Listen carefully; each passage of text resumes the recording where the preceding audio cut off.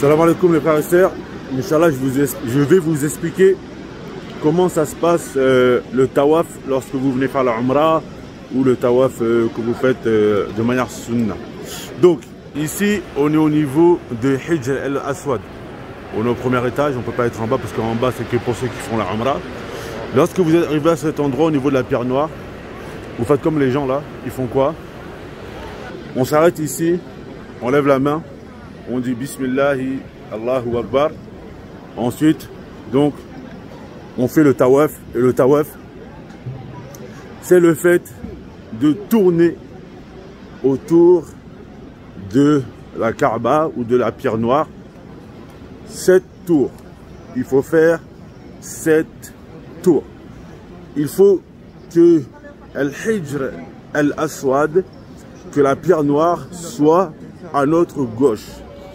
Le tawaf commence au niveau de la pierre noire, comme on vient de faire là, Bismillah Allahu Akbar, et on salue. Et il se termine au même endroit. Il faut faire 7 tours. Il faut être en état de pureté. Beaucoup de savants ont mis comme condition, qu'il faut être en état de pureté. Donc on fait 7 tours. Le tawaf, il faut être en état de pureté parce qu'ils disent que le tawaf c'est comme la salat, sauf que rukhisa fihi al-kalam. Il est permis de parler pendant le tawaf, contrairement à la salat où on n'a pas le droit de parler si ce n'est de dire, de réciter le Coran. Ensuite, il est permis pendant le tawaf de lire le Coran, de faire des invocations, c'est fortement recommandé. Le tawaf, oui, il faut lire le Coran, faire des invocations. Il n'y a pas d'invocation précise au tawaf. Il n'y a pas d'invocation précise au tawaf.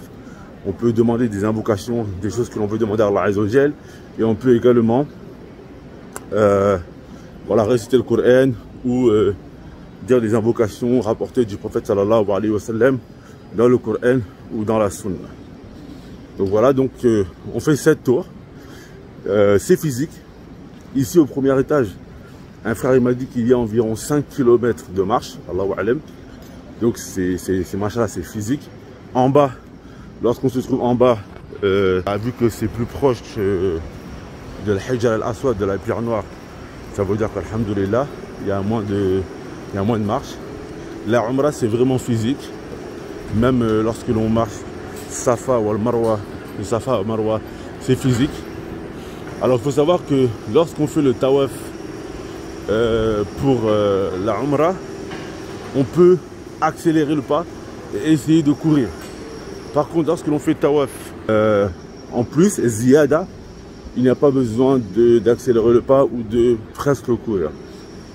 Donc voilà.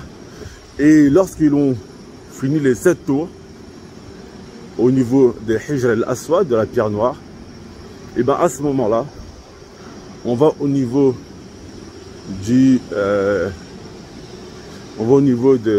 Maqam Ibrahim et on prie rak'atayn. Ça c'est sunna. Également certains savants disent que entre le ruk al-yéméni, entre le point yéménite et al-Hijr al-Aswad, on peut également dire Allahumma atina fi dunya hasanatan wa fil akhirati hasanatan wa qina azabin nar. On peut dire cette invocation. Donc voilà mes frères et sœurs, ça c'est à peu près en grosso modo la manière de faire le tawaf.